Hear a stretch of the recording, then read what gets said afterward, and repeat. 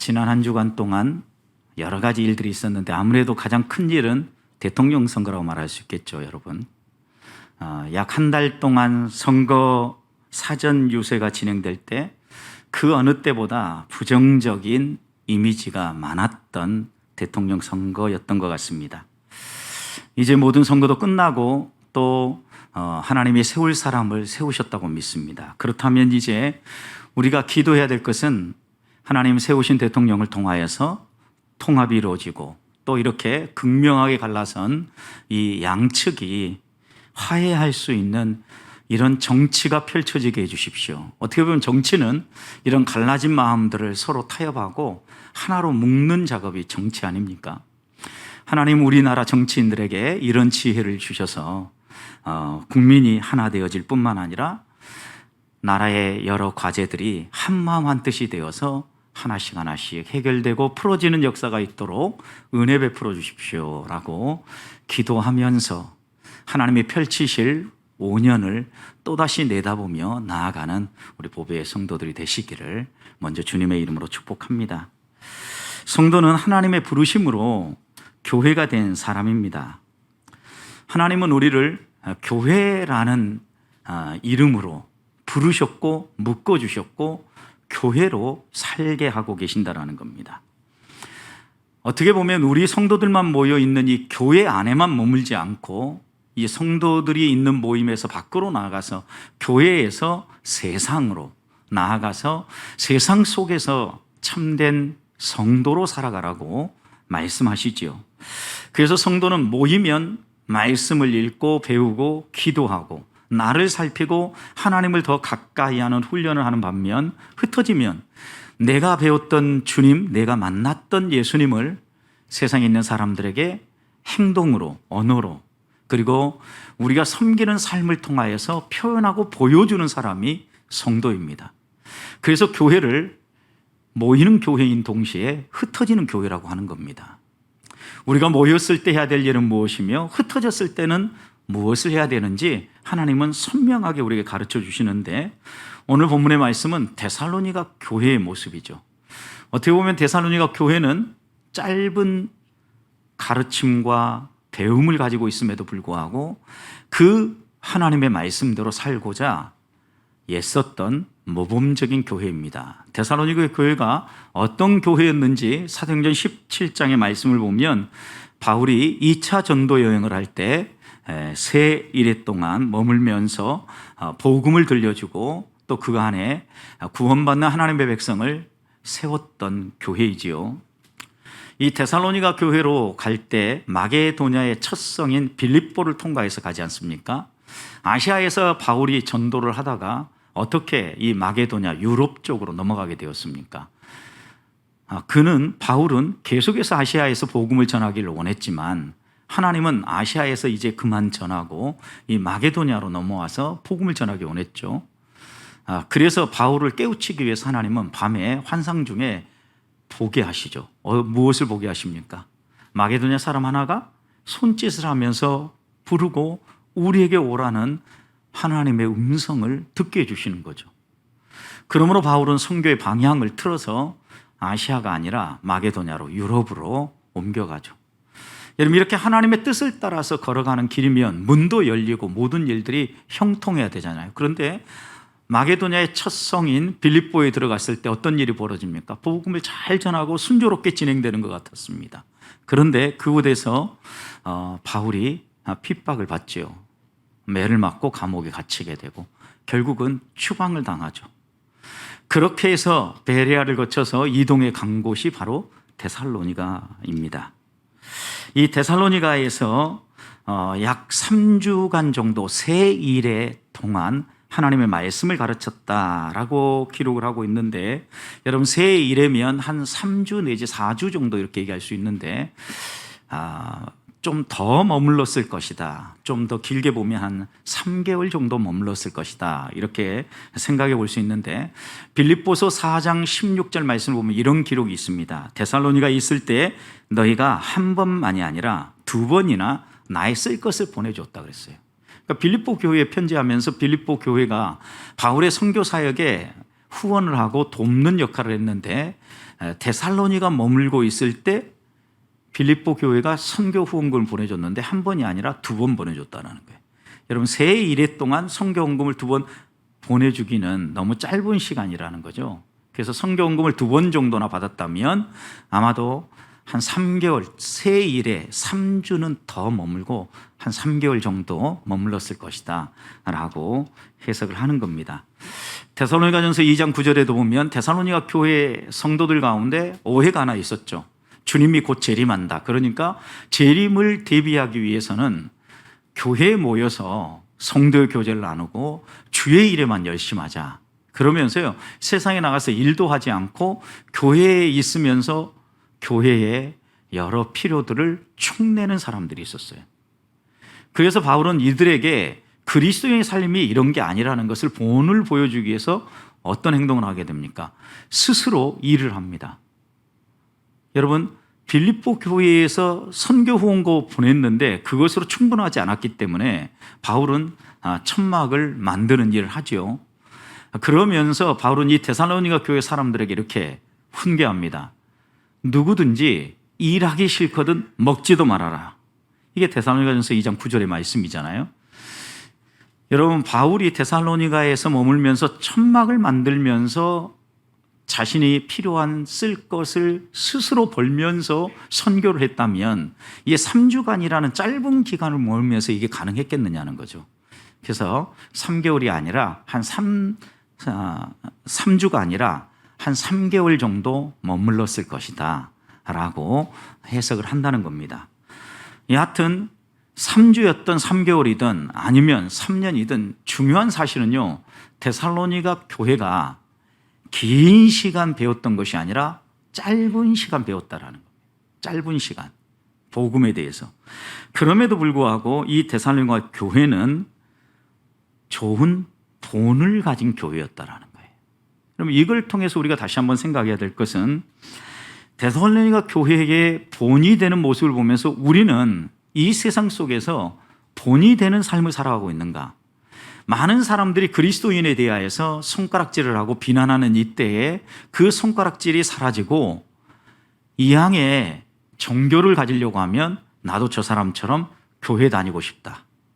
내가 믿는다면 예수를 믿어야 되겠다. 이렇게 고백하는 일이 어떻게 가능하겠느냐는 거예요. 오늘 이 밤에 데살로니가 교회의 그런 모범적인 면을 한번 살펴보면서 우리의 삶을 살피고 하나님 앞에 기도하면서 하나님, 우리의 삶도, 우리 보배교회 성도들의 삶도 이런 본이 되는 삶이 되게 해 주십시오.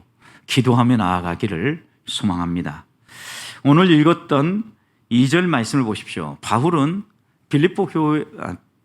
데살로니가 교회를 생각할 때마다 어떻게 고백했냐면 내가 너희를 생각할 때마다 하나님 앞에 감사했고 또 그 감사는 하나님 앞에 자연스러운 기도로 나아갔다. 그래서 그것이 무엇인지 3절 이렇게 얘기하죠. 너희의 믿음의 역사와 사랑의 수고와 우리 주 예수 그리스도에 대한 소망의 인내를 우리 하나님 앞에서 끊임없이 기억한다. 여기 기억한다라는 것은 끊임없이 말한다라는 거예요. 그러니까 한 번 사랑하고 끝난 교회가 아니에요. 한 번 믿음을 보이고 끝난 교회가 아니라고. 한 번 소망의 인내를 가지고 있었던 교회가 아니라 지속적으로 끊임없이 말할 정도로 사랑과 믿음과 소망의 아름다운 열매와 본이 있었던 교회였다라는 거예요. 여러분, 우리가 이렇게 좋은 본을 가졌으면 아마 환경이 좋았겠지 이렇게 생각하기가 쉽습니다. 천만의 말씀입니다, 여러분. 데살로니가 원래 지명은 데르마인데 이 데르마는 원천이 있었다라고 알려져 있죠. 그리고 항구 도시였습니다. 로마의 군사 도시가 간통하는 그런 도시였습니다. 여기에 마게도냐의 수도였습니다. 여러분, 그렇다면 상상해 볼 수 있는 몇 가지 이야기가 있죠, 여러분. 수도였습니다. 도로가 잘 갖춰 있습니다. 항구 도시입니다. 사람들이 와서 쉴 만한 온천이 있습니다. 여러분, 그러면 이런 곳일수록 신앙생활하기가 더 어렵죠. 여기에 그 당시에 이 데살로니가에서 유행하고 있었던 우상 숭배가 있었는데 그것은 디오니수스와 케비루스를 숭배하는 우상 숭배였어요. 이 두 신이 의미하는 게 하나는 성을 의미하는 신이고 하나는 술을 의미하는 신이에요. 여러분, 술과 성 뗄래야 뗄 수 없죠. 음란한 문화와 향락 문화 항상 같이 가요, 여러분. 그런데 이런 것들이 신으로 숭배되어지고 많은 사람들이 오고 가는 도시였다면, 여러분, 이런 데에서 자연스럽게 환경에 영향을 받으면서 신앙생활하기가 더 어렵지 않겠습니까?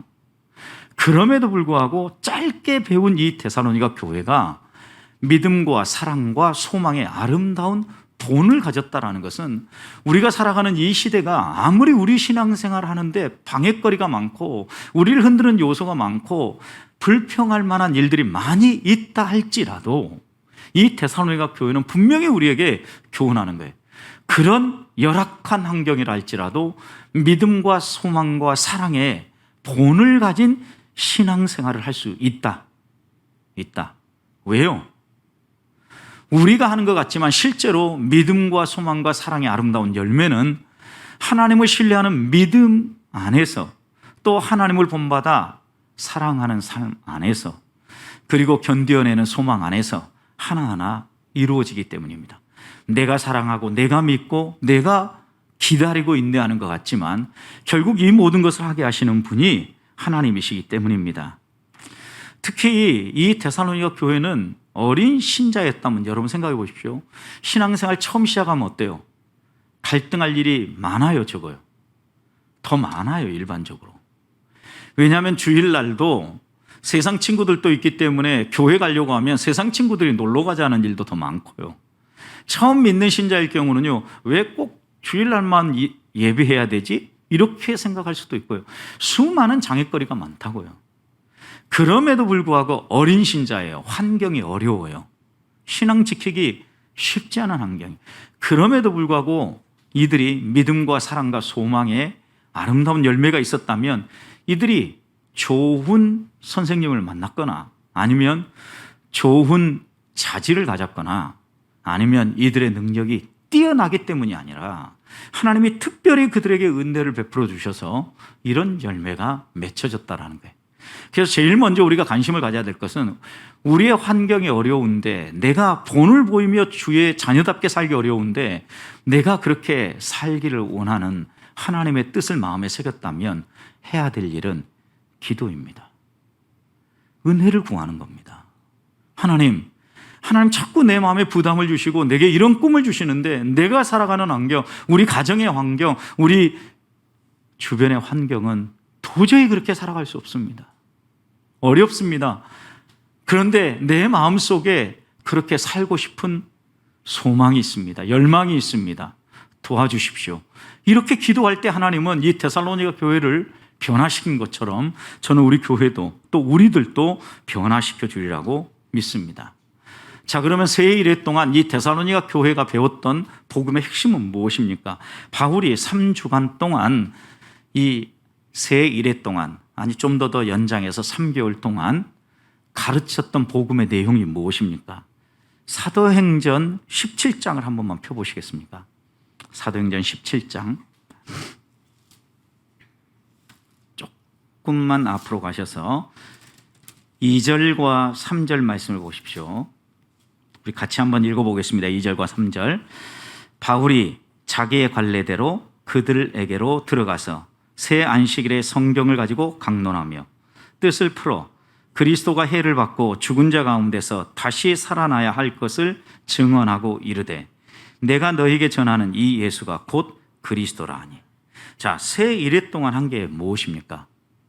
예수 그리스도에 대해서 가르쳐 줬어요. 특별한 걸 가르친 게 아니에요. 예수 그리스도를 가르쳤는데 예수 그리스도가 어떻게 고난받았는가를 먼저 가르쳤죠. 그런데 그 고난받은 게 성경에 따라서, 그러니까 성경을 가지고 강론하여 뜻을 풀어서 예수 그리스도가 어떻게 고난을 받게 되었는가에 대해서 풀어 설명해 준 거죠. 그리고 또 하나는 내가 너희에게 전하는 이 예수가 그리스도다, 메시아다, 구원자다, 이렇게 설명한 거예요. 그러니까 구약에서부터 예언하고 우리가 기다려왔던 그 메시아가 바로 이 예수다라고 바울은 새 일회 동안 예수님이 누구인가에 대해서 성경을 풀어 강론하여 가르쳤다라는 거예요. 그리고 그 가르침의 핵심, 예수가 누구인가에 대해서는 고난받고 우리를 위하여 우리의 죄를 대신하여 고난받고 죽으시고 부활하셨다라는 것을 증언한 거죠, 여러분. 초대교회 성도들의 신앙 고백문이 고린도전서 15장 2절부터 5절 말씀이에요. 성경대로 그리스도께서 사흘 만에 성경대로 그리스도께서 십자가에 죽으시고 장사되었다가 사흘 만에 부활하셨고 부활하신 후에 500의 형제와 만삭되어 난자와 같은 팔불출과 같은 나에게도 나타내 보여주셨다. 그러니까 예수 그리스도가 성경대로 십자가에 죽으시고 장사되었고 부활하시고 그리고 난 다음에 부활하신 것을 확실하게 믿을 수 있도록 증언해 보여줬다라는 거예요. 이게 초대교회 성도들의 견고하게 붙잡았던 복음 중의 복음이에요, 여러분. 우리가 이 복음을 다시 한번 마음에 새겨야 되고 성경은 한결같이요. 예수 그리스도를 붙잡고 그분이 행하신 일을 흔들리지 않고 붙잡고 있으면 이 복음으로부터 능력이 흘러나와요. 사람을 바꿔놔요. 생각해 보십시오. 예수가 무엇 때문에 고난을 받으셨는가? 왜 이 고난을 받고 이 핍박을 받아야 했는가? 이 말씀을 묵상하면 그것이 바로 나의 죄 때문이라는 걸 깨닫게 되죠. 예수님이 그렇다고 하면 죽고 끝나신 게 아니라 왜 부활하셨는가? 묵상하다 보면 또다시 하나님 우리에게 주시는 깨우침이 있죠. 그리스도가 부활하심으로 분명히 약속하신 것을 이루시는 거죠. 내가 너희보다 먼저 가서 너희가 거할 처소를 예비하고 난 다음에 때가 되면 다시 너희를 데리러 오리라 말씀하셨죠. 그럼 부활하신 것은 무엇 때문이에요? 처소를 예비하기 위해서. 결국 천국의 영생의 삶에 대하여서 우리에게 소개하고 그 영생의 삶을 살게 하기 위해서 예수님이 부활하셨다는 거예요. 이 선명하고도 분명한 복음을 초대교회는 반복하여 마음에 새겼던 겁니다. 복음이 사람을 변화시키고 복음이 우리의 삶을 변화시키는 이유입니다. 그렇다면 우리는 무엇을 묵상하고 무엇을 가슴에 품고 살아가는가 되돌아봐야 합니다. 정말 복음의 능력을 믿는가? 복음으로부터 믿음과 사랑과 소망 흘러나올 뿐만 아니라 내 삶을 바꾸어 놓는 강력한 힘이 나온다는 것을 믿고 있는가 하는 거예요. 복음이 사람을 바뀌고 복음이 우리의 삶을 바꿀 수 있다고 하면 다시 한번 우리가 묵상할 것은 예수님이 누구신가? 그분이 우리를 위해 사신 일은 무엇인가? 내가 오늘 우리 주님을 위해서 무엇을 하며 살아야 하는가? 이런 반복적인 질문들을 통해서 우리는 다시 한 번 더 복음에 사로잡힐 수 있고 그 복음에 사로잡힐 때 복음의 능력이 우리에게 나타나는 거예요. 저는 우리 보배교회 성도들이 이렇게 사시기를 축복합니다. 자, 복음의 능력이 어떻게 나타납니까? 복음의 능력은 믿음과 사랑과 소망이에요. 여러분 3절 지금 사도행전 17장 펴고 계시죠? 3절 다시 한번 보십시오. 뜻을 풀어서 그리스도가 해를 받고 죽은 자 가운데 다시 살아나야 할 것을 증언하고 이르되 내가 너에게 전하는 이 예수가 곧 그리스도다. 기름 부음 받은 자다. 메시아다. 구원자다. 이렇게 선포한 거죠. 소위 말하면 지금 뭘 한 거예요? 전도를 한 거예요, 여러분. 지금 바울이 복음을 들려주면서 너희가 알고 있는 예수, 그리고 지금 한간에 떠도는 소문에 의하면 예수가 이런 분이라고 소문나는데 너희가 이제까지 알고 있는 구약 성경을 한번 생각해 봐라. 구약 성경이 이런 메시아에 대해서 증언하지 않느냐. 그런데 그 메시아가 바로 예수다. 그분이 우리 죄를 위하여서 죽으셨고 우리를 위하여서 부활하셨다. 그리고 그 그리스도를 믿으라고 전도하고 있는 겁니다. 실제로 생각해 보십시오. 이 전도의 과정을 통하여서 믿음이 생기고 사랑이 나타나고 소망이 나오게 되는데요. 여러분 우리가 전도할 때 무엇을 나눕니까? 복음을 나누죠. 복음. 근데 그 복음을 전하기 위해서 우리가 꼭 있어야 될 게 무엇입니까? 바울이 무엇을 가져서 이렇게 복음을 전하고 다닙니까? 흔들리지 않는 믿음이 있었기 때문이에요. 바울도 다메섹으로 가는 그 길에서, 예수 믿는 사람을 핍박하러 가는 그 길에서 예수 그리스도로부터 직접 들은 거예요. 그가 이제까지 핍박하고 공격했던 그 예수 그리스도가 메시아라는 사실을. 그래서 믿음은요, 들음에서 나와요. 하나님의 말씀, 성경을 풀어주고 복음을 들려줄 때 그 복음을 듣고 성경 말씀을 이해할 때 믿음이 생긴다라는 거예요. 우리의 믿음의 대상은요, 하나님이에요. 그리스도예요. 그리고 이런 믿음을 돈독하게 버티게 해주고 지탱하게 해주는 것은요, 말씀이에요. 한 번 듣고 지나가 버리지 않고 지속적으로 붙잡고 갈 수 있도록 우리를 지지해 주는 것은 하나님 말씀이라는 거예요. 그래서 칼빈은 기독교 강요에서 그리스도 안에서 은혜를 주시겠다는 하나님의 약속, 이 약속으로부터 우리의 믿음은 생긴다 그랬어요. 여러분, 그러니까 우리가 성경을 읽을 때, 약속들을 읽을 때마다 기대가 되어지지 않습니까? 그리고 하나님에 대한 신뢰가 나오는데 그게 바로 믿음이라고 칼빈은 기독교 강요에서 풀어주고 있는 겁니다. 그러면 우리는 이렇게 물어볼 수 있죠. 왜 죽으셨는가? 우리를 사랑하기 때문이에요. 결국 그러니 복음 안에 믿음이 담겨져 있을 뿐만 아니라 또 사랑이 들어있는 거죠.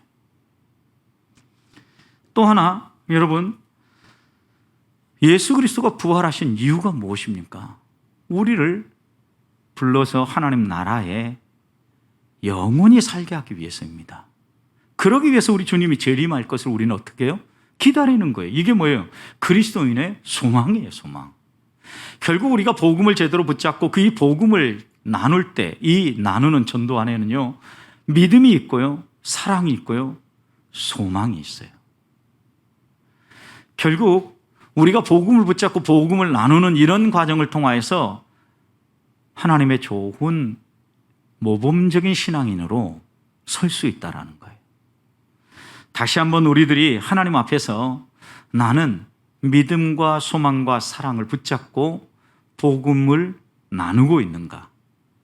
저는 우리 보복교회 성도들이 어디든 예수 그리스도가 누구인지 자신 있게, 자신만만하게 전할 수 있는 성도들이 되었으면 좋겠어요.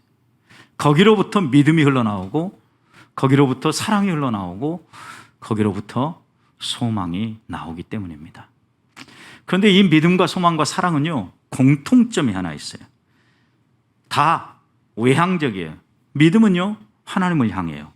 사랑은요, 이웃을 향해요. 소망은요, 미래를 향해요. 그래서 믿음과 소망, 사랑은요, 안으로 머물지 않고 반드시 밖으로 표현되게 되어 있어요. 그래서 무언가를 반드시 만들어내는데, 오늘 본문 말씀에서도 믿음의 역사라 그랬죠. 역사라는 게 뭐예요? 뭔가를 만들어낸다는 거예요. 일을 해낸다는 거예요. 생산해낸다는 거예요. 사랑은요, 무엇을 또 만들어냅니까? 사랑하면은요, 수고하게 만들어요. 수고를 생산해내요. 무언가 만들어내어진다는 거예요. 소망하면 어떻습니까? 힘들고 어려워도 견뎌내요. 기다려요. 무언가 만들어내죠. 믿음, 소망, 사랑은. 철저하게 밖으로 이렇게 외향적인 동시에 무언가 반드시 그에 따르는 열매가 나타난다는 겁니다. 결국 그리스도인이 믿음과 소망으로 살아가면요, 절대 자신만을 위해서 소극적으로, 탐욕적으로, 이기적으로 살아갈 수 없다는 것을 성경은 분명히 이야기합니다. 복음의 핵심을 이해한 사람일수록 반드시 그 삶의 방향이 밖으로 향하게 되어 있다는 거예요. 믿음의 역사를 행할 뿐만 아니라 사랑하는 만큼 수고하고 헌신하게 되고, 소망하는 만큼 아무리 힘들고 어려워도 견디게 되어진다는 겁니다. 믿음의 사람들도 한결같은 공통점이 있었죠. 믿음이 없이는 기쁘시게 할 수 없다 하겠어요. 누구를요? 하나님을. 그런데 여러분, 바울은 로마서 8장 8절에서 이렇게 얘기했어요. 육신에 있는 자들은 하나님을 기쁘시게 할 수 없다. 로마서 8장 유명한 장이죠, 여러분. 육신의 생각과 영의 생각을 대비하여서 설명하고 있는 장이잖아요. 우리가 영의 생각을 가지고 살아가지 않으면, 육신의 생각을 가지고 살아가면 결코 하나님을 기쁘시게 할 수 없어요. 그건 다른 말로 표현하면 믿음이라고 말할 수 없다라는 거예요. 믿음의 삶은 반드시 하나님을 기쁘시게 하고 믿음은 역사를, 일을 낸다라는 거예요. 역사를 만들어낸다, 일을 낸다라는 거예요. 우리의 삶에 그 믿음이 역사를 내고 일을 만들어서 우리 주변에 있는 사람들에게 저 사람은 달라도 분명히 달라, 이런 말을 자연히 듣게 돼 있어요. 우리가 말을 듣고자 사는 게 아니라 믿음의 삶을 살면 그렇게 드러나게 돼 있다라는 거예요. 누가복음 15장에 잃어버린 하나에 대한 비유도 보십시오, 여러분. 양을 잃어버리고 드라크마를 잃어버리고 한 아들을 잃어버린 예가 나오죠. 비유가 나오죠. 그런데 이 세 가지 비유가요, 한결같이 마무리될 때는 똑같이 마무리돼요. 잃어버렸던 것을 찾고 어떻게 돼요? 기뻐했다요. 기뻐했다. 누구를 기뻐하게 하는 겁니까? 하나님을 기쁘시게 하는 거예요, 여러분. 결국은 그러니까 잃어버린 하나를 찾는 것, 무엇과 연관되어 있어요? 믿음과 연관되어 있는 거예요, 여러분. 우리는 믿음을 표현함에 있어서 많은 생각을 해야 돼요. 나 한 사람 잘 견뎌내는 것, 이걸 믿음으로 생각하고 소극적으로 생각하는데, 이런 소극적인 면만 있는 것이 아니라 믿음에 적극적이고 외향적인 면이 분명히 있다라는 거예요. 믿음은 반드시 죽어가는 영혼들을 살려내게 돼 있고 하나님을 기쁘시게 하게 되어 있다라는 겁니다, 여러분. 그래서 이웃들에게 영생의 삶이 어떻게 주어지는지 사랑에 대해서 말하게 되고, 그리고 사랑을 가지고 하나님이 아들을 보내실 그때까지 기다리는 삶을 살게 되는 겁니다. 오늘 우리의 환경을 한번 생각해 봅시다. 코로나로 지쳤다고 사람들이 이야기를 합니다. 또 요즘은 오미크론이 워낙 드세게 나오니까 사람들이 감염에 대한 두려움을 가지고 있다고 합니다. 실제 여러분, 그런데 만약 이게 심각하게 위험하다고 하면 정부가 방역을 이렇게 완화하지는 않겠죠, 여러분. 국민을 죽이려고 하는 정부가 어디 있겠습니까? 저도 여러 모임들이 있어가지고 가끔 모임에서 식사를 하자고 하면 일부러 자리를 피합니다. 왜냐하면 제일 감염이 많이 되는 경우가 식사할 때라고 그러니까 식사하는 자리만큼은 피해야 되겠다. 한 사람이 감염됨으로 말미암아 말씀을 대언해야 되고 또 교제해야 되고 또 성도들을 앞장서서 이끌어가야 되는데 이 많은 것에 여러 가지 어려움들이 다가온다. 박 목사님이 감염되고 나니까 이러다가 우리도 감염될 수 있겠는데, 이렇게 생각이 들고 그 다음이 어떤 시나리오가 예상되어지냐면, 그럼 고 목사님도 감염되고 나도 감염되면 어떻게 되지? 이거 교회 문 닫아야 되겠는데 그러면? 여러분, 그 다음에 선택은 하나밖에 없는 거예요. 하나님 무조건 지켜주세요. 이건 무모한 거죠. 무모한 거. 안 걸려야 되겠구나. 그렇다고 해서 안 걸리는 건 아니에요. 근데 하나님 앞에서 최소한 제일 위험한 상황만큼은 피해야 되겠다. 그래도 감염된다면 어쩔 수 없지만 안 할 수 있는 방법이 뭐겠는가 찾고 그걸 선택하고, 오늘도 모임이 있었는데 점심 식사를 하자는 거예요. 안 된다고. 약속이 있다고. 약속이 아니라 하나님과의 약속이죠. 감염되면 안 되니까 하나님 밥 먹는 자리는 피해가겠습니다. 이렇게 하고 그냥 오니까 사람들이 다 뭐라고 한마디씩 하시는 거예요. 그러면서 생각하기에 갑자기 목이 또 아픈 거예요. 꼭 이런 때가 있죠, 여러분. 그럴 때 우리의 마음속에 하나님, 그래도 이제까지 믿고 또 하나님의 도움 구함 이렇게 갖고 있는데 지켜주십시오라는 기도가 절로 나오게 되는 거죠. 여러분, 어떻게 생각해 보면 아무리 우리가 어려운 환경이라 할지라도요, 하나님이 어떤 분인가에 대한 신뢰를 가지고 의지하고 나아가면요, 적어도 하나님이 우리를 실망시키진 않는다라는 거죠. 믿음과 소망과 사랑의 하나님이라면 반드시 무언가 열매가 남도록 행하신다라는 거예요. 저는 그런 점에서 우리 보배교회 성도들도 주저앉지 않기를 소망해요. 일어서야 합니다. 우리가 할 일들을 하면서 내가 할 수 있는 만큼 우리 모든 공동체를 위험 가운데 빠뜨리는 이야기가 아닙니다. 내가 할 수 있는 일 하면서 가능하면 일어서서 주 앞에 나아가려고 몸부림치자라는 거죠.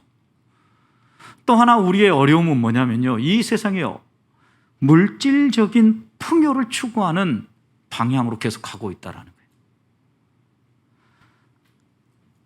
그리스도인이든 비그리스도인이든 상관없이 다 이 물질적 풍요에 휘둘리고 있다는 거예요. 이럴 때 우리가 다시 한 번 더 하나님을 신뢰해야 돼요. 염려하지 말아라. 무엇을 먹을까, 무엇을 입을까, 무엇을 마실까? 내가 책임져 줄게. 분명한 믿음의 약속이지 않습니까? 다시 한 번 더 우리가 이 믿음을 가지고 하나님을 믿는다고 하면 이 믿음으로부터 어떤 열매들이 나오는지, 사랑의 열매, 소망의 열매들이 어떻게 맺혀지는지 3주간 하나님의 말씀을 배우고, 여러분 짧게 배웠으니까 더 많이 아는 것도 없을 거 아니에요. 그것 오로지 그것만 붙잡고 믿었음에도 불구하고 소문난 그리스도인, 모범적인 그리스도인, 믿음과 소망과 사랑의 열매가 있는 그리스도인이 되었다면 우리는 3년, 아니 심지어는 30년 이상 신앙생활 하는데 우리에게 정말 이런 믿음과 사랑과 소망의 열매가 있는가? 오늘 돌아보면서 이 밤 하나님 앞에 기도하며 나아가는 성도들이 될 수 있기를 주님의 이름으로 축복합니다.